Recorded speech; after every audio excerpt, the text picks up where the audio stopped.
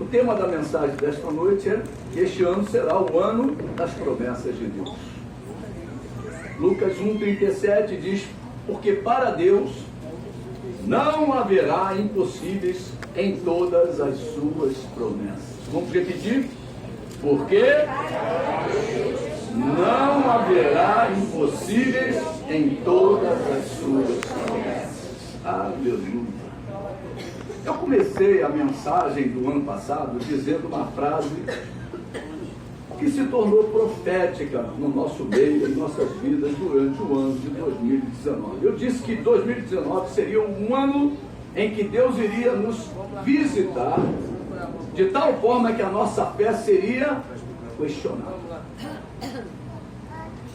Se você pegar o vídeo de 2019, do final do ano de 2018, para 2019, no culto da virada, você vai ver essa frase sendo dita no início do culto. Que seria um ano que Deus iria nos visitar de tal forma que a nossa fé seria questionada. E a pergunta para você nesta noite é: você foi questionado em sua fé em 2019? Você vai entrar agora em 2020 ainda sendo questionado em sua fé? Eu posso afirmar para a igreja: hoje o Senhor tem uma palavra para a sua vida que encerrará com todos estes questionamentos. Deus quer que você não questione mais a sua fé. A fé é algo que não é para ser questionada, é para ser vivida. Tudo que eu prometi, diz o Senhor, cumprirei. Todos os nossos questionamentos na área da fé giram em torno do tempo e das circunstâncias que estão nos envolvendo. Muitas vezes nós questionamos a Deus porque aquilo que está nos envolvendo não é aquilo que gostaríamos que fosse. E muitas vezes esperamos que Deus faça algo no nosso tempo, e o tempo é dele. Mas vamos ver coisas muito interessantes nesta noite. Graças a Deus pela sua palavra, Senhor. Graças a Deus pelos exemplos de fé que na palavra estão registrados. Graças a Deus pela perseverança de alguns, pois para receber as promessas precisaremos perseverar crendo que aquele que fez a promessa é fiel para cumpri-la. Amém. Amém, igreja? A promessa do Messias estava fazendo 4.000 anos. 4.000 anos e nada do Messias chegar. Deus nos prometeu o Messias quando Adão e Eva estavam para ser expulsos do paraíso. Tudo com Deus tem um tempo de preparo. Se você colocar no forno um bolo e quiser comer o bolo, a tua fome é tamanha que tu não espera ele ficar no ponto, você vai comer um bolo solado. Então tem crente comendo promessa solada, vamos dizer assim, tá? Para você poder entender. Se não estivermos preparados para receber a bênção, para administrar a bênção, ela não vem, ela não chega. Existe um tempo de preparação. E nós precisamos nos submeter a esta preparação realizada pelo Senhor, pelo Espírito. Jesus viria quando o tempo estivesse preparado. Você pode até questionar por que Jesus nasceu naquele tempo em que a fé daquele povo estava tão sem base, incrédulos. João Batista, quando prega, ele pregava e chamava os religiosos daquela época de raça de víboras.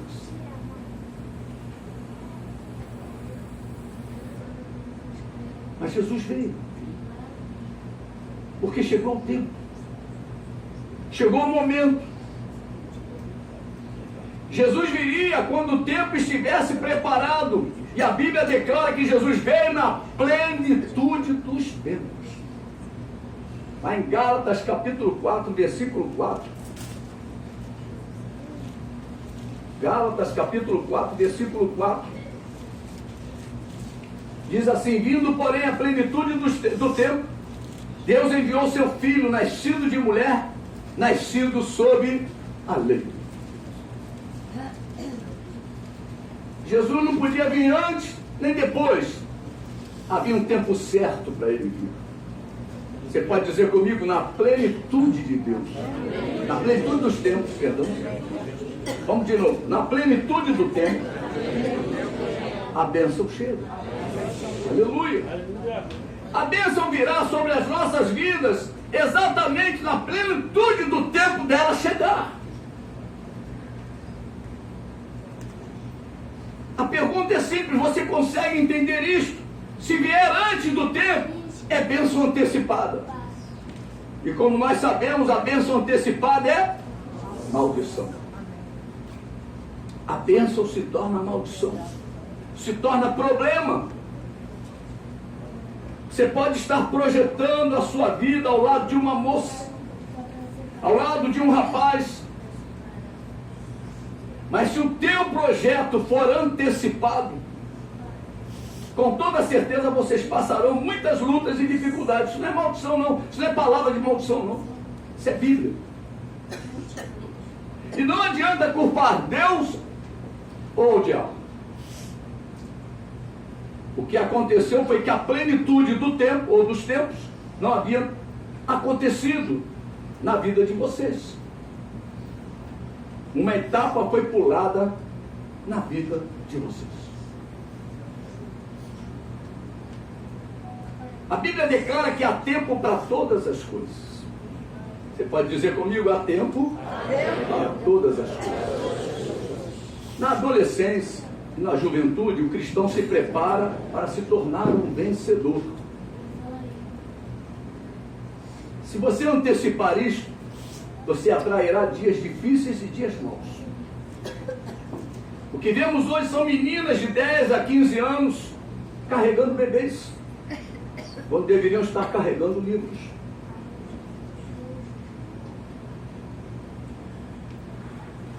As pessoas reclamam do serviço de saúde em sua cidade. Mas o que vemos é que essas mesmas pessoas não reclamam da maneira como estão vivendo.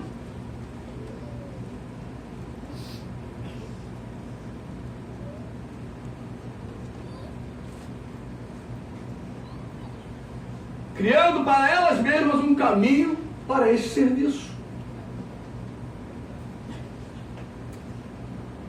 Meu irmão e minha irmã, se lá fora o negócio está difícil, cuide da tua saúde enquanto você a tem.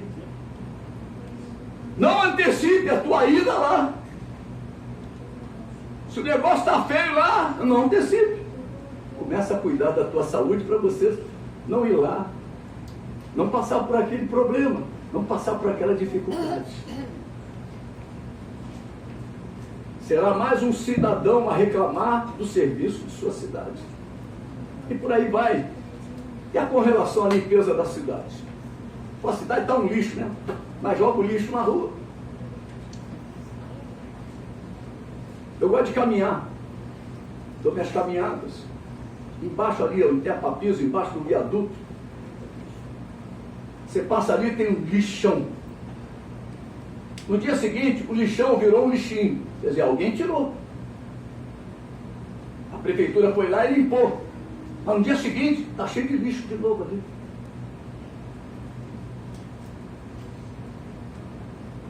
A gente passa ali, uma garrafa na mão, joga ali.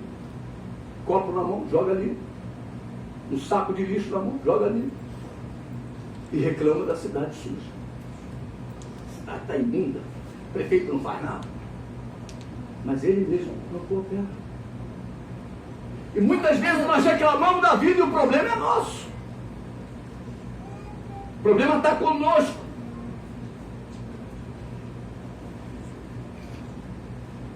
E por aí vai, meu irmão. É com relação aos locais de convivência. Amado, nós precisamos preparar o tempo para que possamos viver as melhores coisas que o Senhor nos tem prometido. Nós necessitamos preparar. O único culpado é o próprio homem. A Bíblia diz isso. É o ser humano. Lá em Isaías 24, um versículo aí, de um momento muito difícil que a terra vai passar, e as pessoas vão culpar governos, as pessoas vão culpar a ecologia. Mas olha o que Deus fala. Versículo 5. Na verdade, a terra está contaminada por causa dos seus moradores.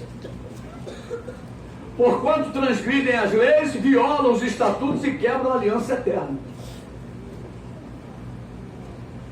A vida do ser humano, principalmente a do cristão, tem que ter regras, princípios, estatutos, leis. E nós precisamos cumprir essas leis, senão serão dias de dor e sofrimento. E vamos botando a culpa no diabo. O diabo está assim, eu não fiz nada, não fiz nada. Nessa daí eu não tenho culpa. E não tem mesmo, porque o culpado são os moradores da terra.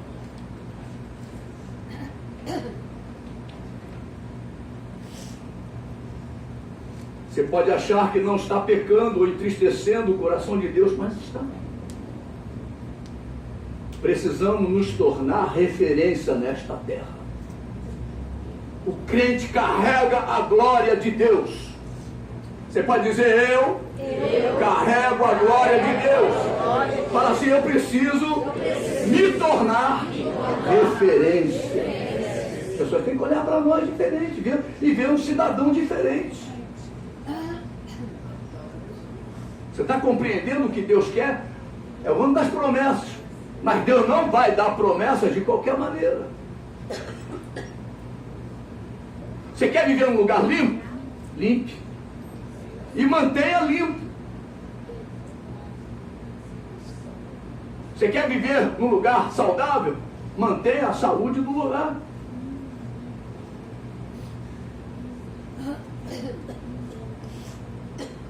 Deus prometeu. E Ele vai cumprir. Porque Ele é fiel. Parece que é simples assim, mas Deus nos avisa que existe um momento propício, uma plenitude para ser alcançada. Eu preciso contribuir para que a bênção se torne bênção ou se torne maldição. Vai depender de mim. O que é que eu vou colher? Bênção ou maldição? Em Gênesis capítulo 18, Deus me mostrou um versículo lindo. Eu já li a Bíblia muitas vezes. Mas, de repente, saltam algumas coisas aos olhos da gente. Parece que aquilo está escondido. Né? Deus parece que esconde determinadas coisas quando você lê. E, de repente, Ele te mostra. Interessante isso. E aqui no capítulo 18, versículos 17 em diante, diz assim: disse o Senhor, está falando para Abraão, ocultarei a Abraão o que estou para fazer? 19, né? Visto que Abraão certamente virá a ser uma grande e poderosa nação, e nele serão benditas todas as nações da terra.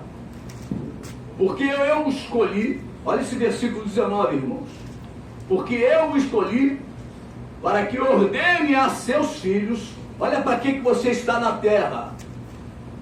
Olha bem o que Deus está falando conosco agora.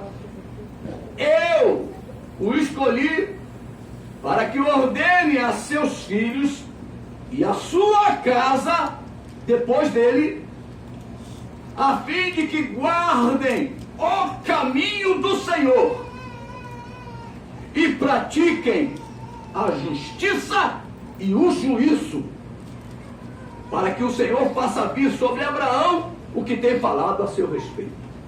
Meu irmão, a bênção só vem se nós cumprirmos etapas. Interessante. Isso é muito forte, igreja. Eu preciso fazer a minha parte. Eu preciso praticar a justiça e o juízo, para que o Senhor faça vir sobre a minha vida as promessas prometidas a nosso respeito. Nós somos abençoados com o crente Abraão. Você pode dizer a bênção? É a bênção de Abraão. Gálatas 3, vamos lá em Gálatas de novo. Gálatas 3, versículo 9, diz assim: de modo que os da fé são abençoados com o crente Abraão. Quem são os da fé? Quem são os da fé, igreja? Amém. Aleluia. Eu estava pensando que havia uma palavra de vitória, mas aí tem que corrigir algumas coisas.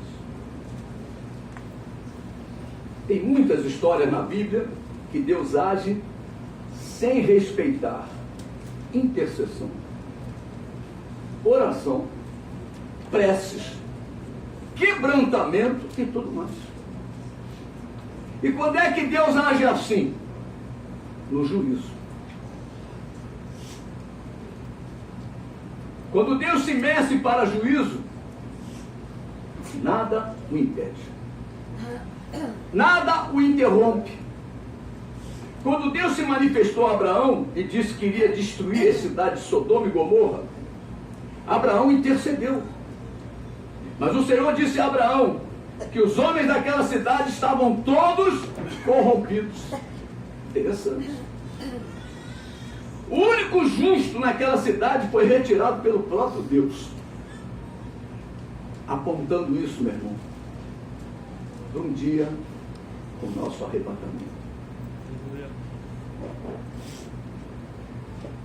O juízo viria sobre Sodoma e Gomorra, mas lá tinha um justo. E Deus parou o juízo para tirar o justo. Fala para o teu irmão, você é muito importante para Deus. Deus para tudo para te tirar. Você mexe com o céu. Interessante isso. Nós mexemos com o céu, mexemos com os sentimentos de Deus.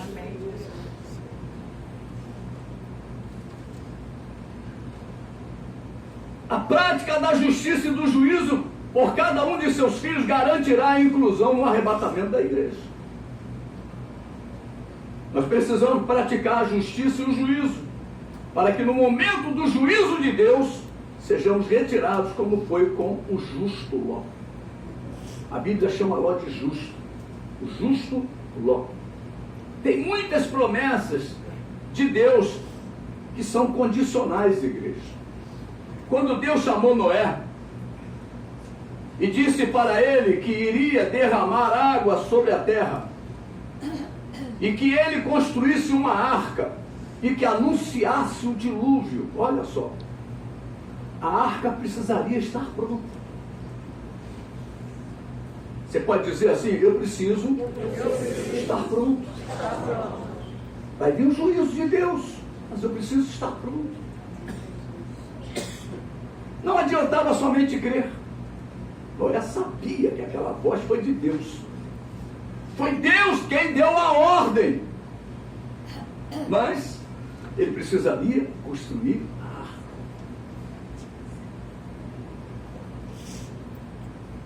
Quando chegou a hora do juízo, Deus só falou com Noé para entrar na arca. O que nós entendemos disso? E se a arca não estivesse construída? Para pensar, igreja.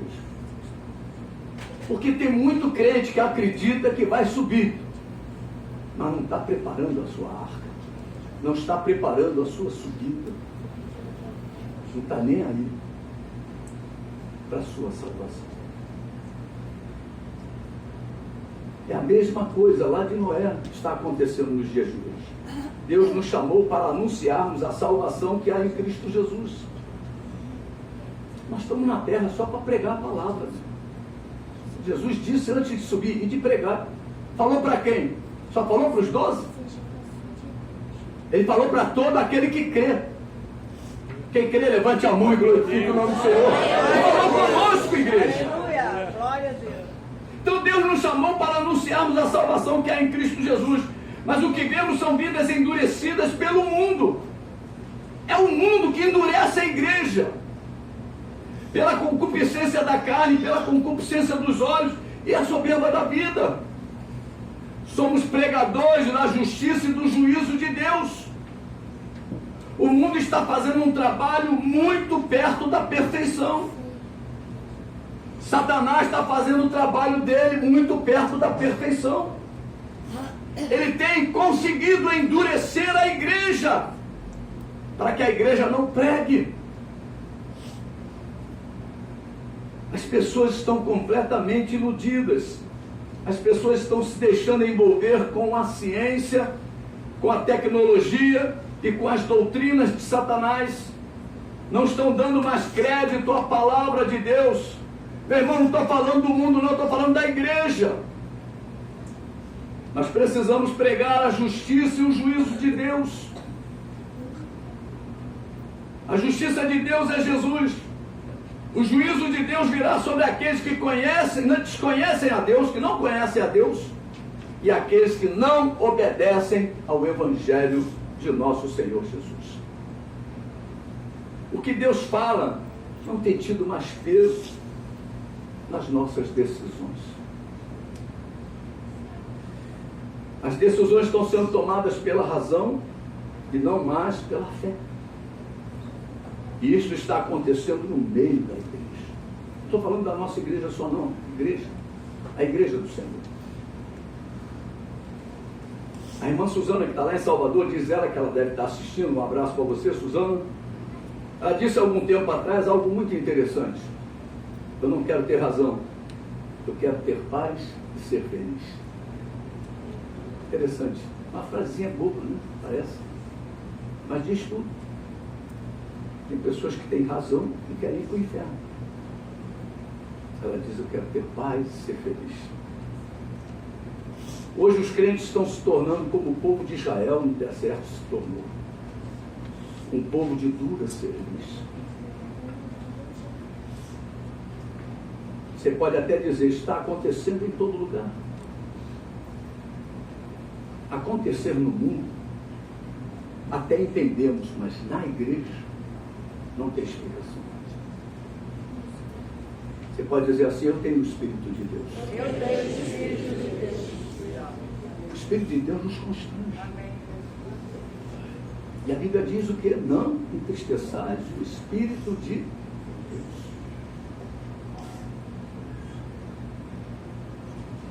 A igreja não acredita mais em milagres. Ninguém acredita mais nas promessas do Senhor.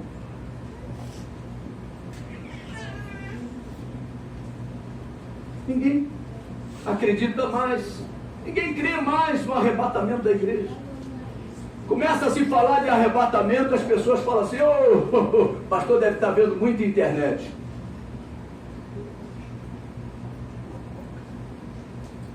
O pastor deve estar vendo muita internet.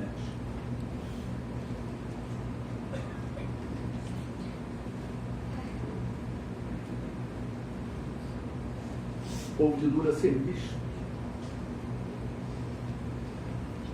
Todos estão fazendo planos para ficar na terra. O crente está fazendo plano para ficar na terra. Ele não quer tratar da mansão lá em cima. Amados, precisamos ter os mesmos pensamentos de Cristo. Precisamos buscar as coisas lá do alto. Precisamos caminhar no caminho de Deus, como diz lá em Gênesis capítulo 18, versículo 19. A palavra de Deus está firmada no céu, igreja. Precisamos colocar a nossa fé na palavra de Deus. Muitos estão colocando a sua fé nas suas qualificações. Eu posso ter muitas qualificações, mas nada disso adiantará no dia do arrebatamento da noiva de Cristo. Deus não vai levar qualificados. Deus vai levar homens e mulheres que creem e praticam a sua palavra. Amém, igreja? Amém, igreja? É a promessa do Senhor. Existem promessas que estão acima de qualquer outra promessa. Você sabe que nas promessas de Deus tem prioridades? Interessante. Nas promessas de Deus tem prioridades. Muitas vezes nós queremos alguma coisa e Deus te dá outra. Eu não estava pedindo isso, Deus me deu. Não é assim? Porque Deus sabe qual é a prioridade para nossas vidas. Aleluia. Deus prometeu te curar. Glória a Deus por isso. Deus prometeu te dar um emprego. Glória a Deus por isso. Deus prometeu restaurar o casamento. Glória a Deus por isso. Deus prometeu te usar com poder e grande glória na sua obra. Glória a Deus por isso. Mas existe uma promessa que sobrepõe todas as outras promessas. O arrebatamento. A igreja fica ligada no arrebatamento. Nós precisamos desejar participar do arrebatamento. O pastor Fernando me falou, foi domingo, ele teve um sonho com o arrebatamento. Na quinta-feira o pastor Anderson teve uma visão do arrebatamento. O pastor Fernando disse que o sonho, ele não tinha visto, não tinha ouvido a mensagem de domingo, de quinta-feira. Quer dizer, ele não estava influenciado. Ele não viu a internet, o pastor Anderson pregando, nem profetizando. Deus está avisando a igreja. Está chegando a hora. Igreja, ouça o que o Espírito fala. Aleluia. Ouça o que o Espírito diz à igreja. Glória a Deus. Nós precisamos nos preparar para essa promessa maior. Eu sei que a tua família é importante, eu sei que o teu apartamento é importante, eu sei que tudo que diz com respeito à nossa vida, ao nosso ministério é importante, mas meu irmão e minha irmã, acorda para o arrebatamento. Aleluia. Não deixa o sono te pegar. Aleluia. Porque há um céu prometido para nós, não é a terra. Deus não diz que o teu apartamento será de ouro. Diz que a mansão de ouro é lá em cima. Ruas de ouro, meu Deus do céu, que coisa linda deve ser. Deus mostrou na quinta-feira. E Deus mostrou no domingo. O pastor Fernando. E Deus tem falado comigo a respeito disso. Eu ia dar o curso sobre libertação. Cura e libertação. Mas Deus moveu o meu coração para falar de nova ordem mundial, de arrebatamento. Para quê? Para que nós possamos estar atentos e ligados nesse sentido. Pode ser que seja essa noite, meu irmão. E como está você? A tua preocupação são com as promessas menores ou com a promessa maior? Qual é a tua prioridade? Qual é a nossa prioridade? É trocar a TV, é trocar o carro, é trocar isso, trocar aquilo. Amém, tudo isso é muito bom.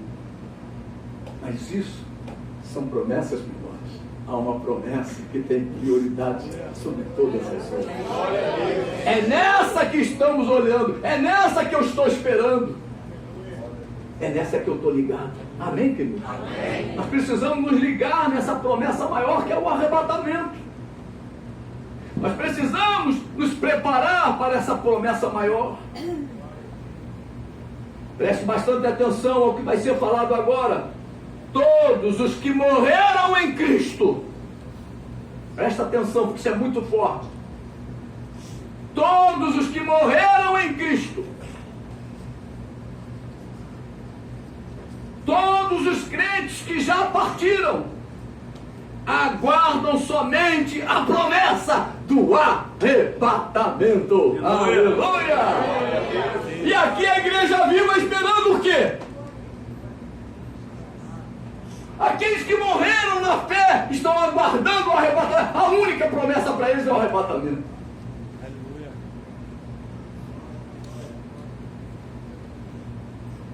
Eles não estão pedindo mais a cura, mais a libertação, eles não estão pedindo mais um apartamento, mais um carro, mais um TV, eles não estão pedindo nada disso. Eles não estão pedindo uma roupa nova, eles não estão pedindo nada disso. Eles estão pedindo, Senhor, volta. Maranata, vem, Senhor Jesus. Glória a Deus. Glória a Deus. Meu irmão, vai ser uma tristeza para aqueles que ficarem. E eu não quero que você fique. A minha oração diária para o Senhor é que ninguém fique. Porque vai ser muito triste. Um crente que acredita em Jesus Cristo, que dá a mão para marcar o afronte, ou então perder a cabeça. Que vai ser o governo do anticristo. Nós não fomos criados por Deus para passar pela grande tribulação.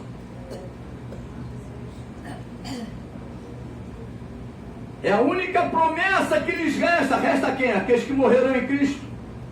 Participar do arrebatamento. Que coisa interessante, eu nunca tinha me apercebido disto.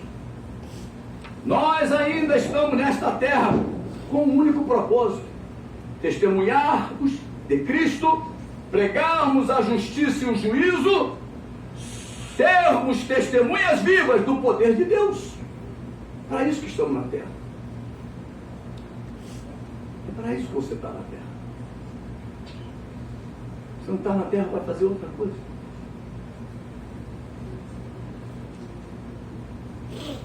Sentimos dores? Sentimos. Sentimos tribulações? Sentimos. Sentimos tristezas? Sentimos. Sentimos cansaço? Sentimos. Sentimos vontade de largar tudo? Sentimos. Sentimos vontade de chutar o balde? Sentimos. Muitos com desejo de voltar para o mundo? Sentimos essas vontades todas. Pastor Anderson uma vez testemunhou aqui, ele passou numa tribulação muito grande no início lá da conversão dele, que ele foi para um culto dizendo para Deus que era o último culto, que ele ia voltar para o mundo. Não foi isso?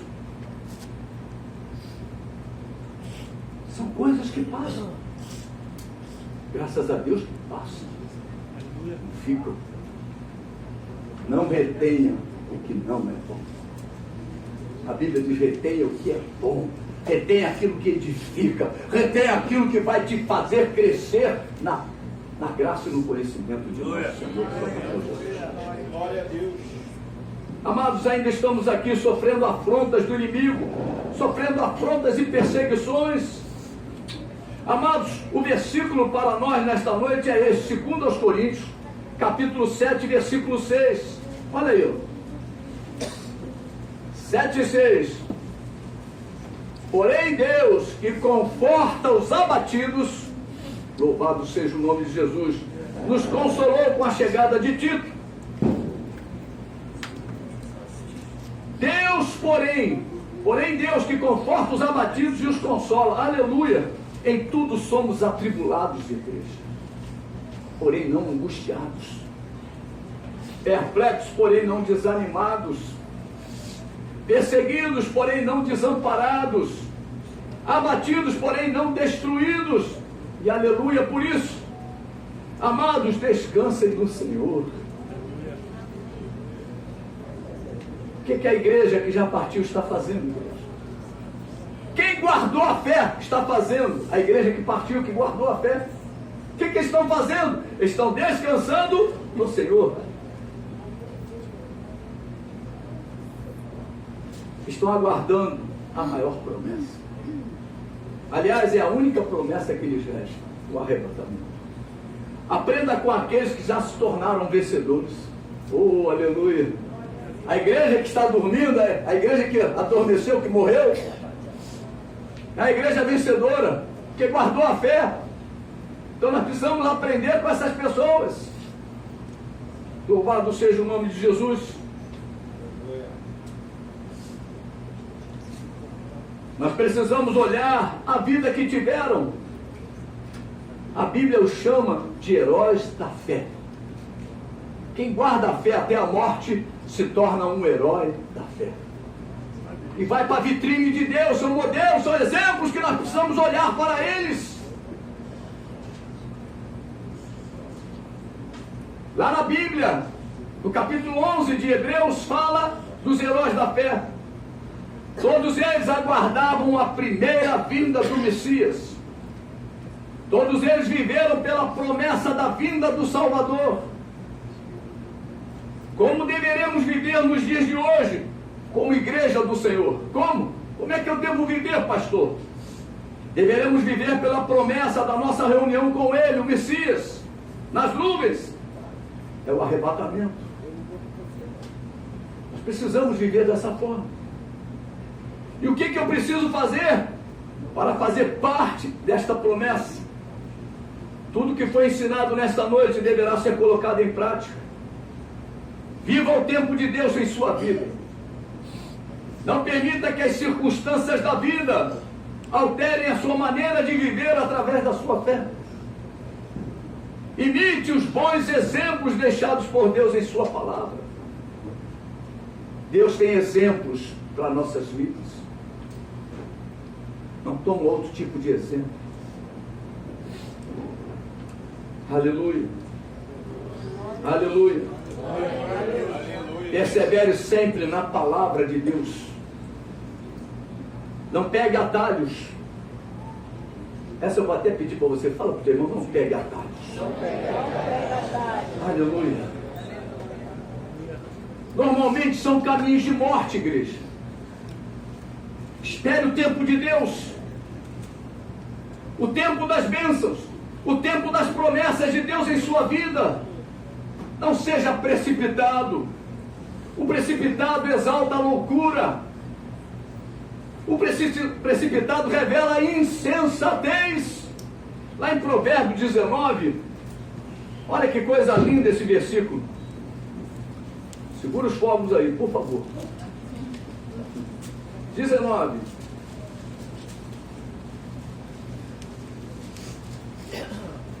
Versículo 2 e 3. Não é bom proceder sem refletir. Olha o precipitado, ó. Ele não reflete. E peca quem é precipitado. A estultícia do homem perverte o seu caminho. Mas é contra o Senhor que o seu coração se ira. Jesus. Em outra versão nos afirma que não é bom ter zelo sem conhecimento. Não é bom ter zelo sem conhecimento. Nem ser precipitado e perder o caminho. É a insensatez do homem que arruína a sua vida. Você percebe que nem Satanás precisou entrar nessa história. A precipitação nos tira da promessa. É o ano das promessas. Mas o crente precipitado não a recebe. Quer ver exemplos? Adão e Eva se precipitaram porque se deixaram levar pelo desejo descontrolado. Se deixaram levar pelo desejo descontrolado. Sara, a esposa de Abraão, se precipitou porque gerenciou o problema do seu jeito. Olha só. Gerenciou o problema segundo a sua visão, o seu entendimento. Provérbios 3 fala isso. Nós não podemos estribar no nosso entendimento. Nós não podemos. Moisés quis fazer justiça com as próprias mãos e não entrou na terra prometida. São exemplos deixados na Bíblia.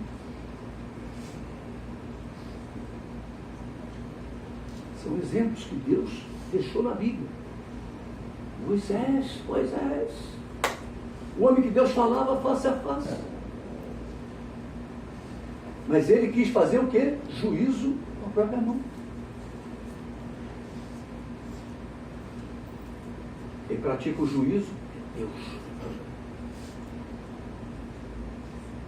Jonas se precipitou tomando a decisão da fuga.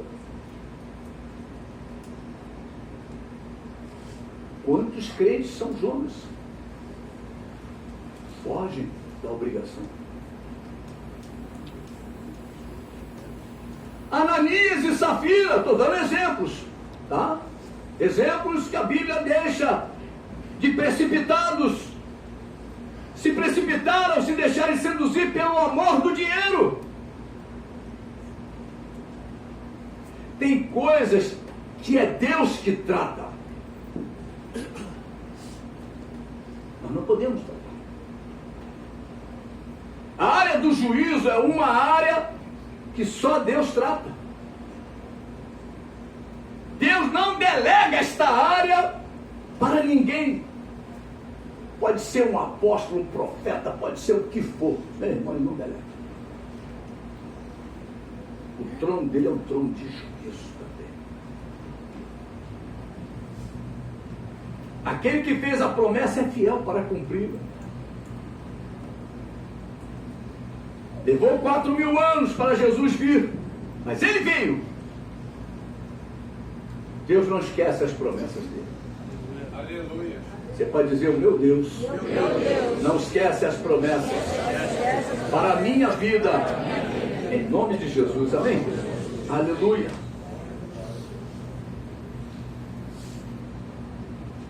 Houve um momento especial que a Bíblia chama de plenitude dos tempos. E tudo cooperou para a vinda do Messias. E eu quero que você coopere para que as promessas de Deus cheguem à sua vida. Eu quero que você se torne um cooperador de Deus. E a Bíblia fala isso. Que nós somos cooperadores de Deus.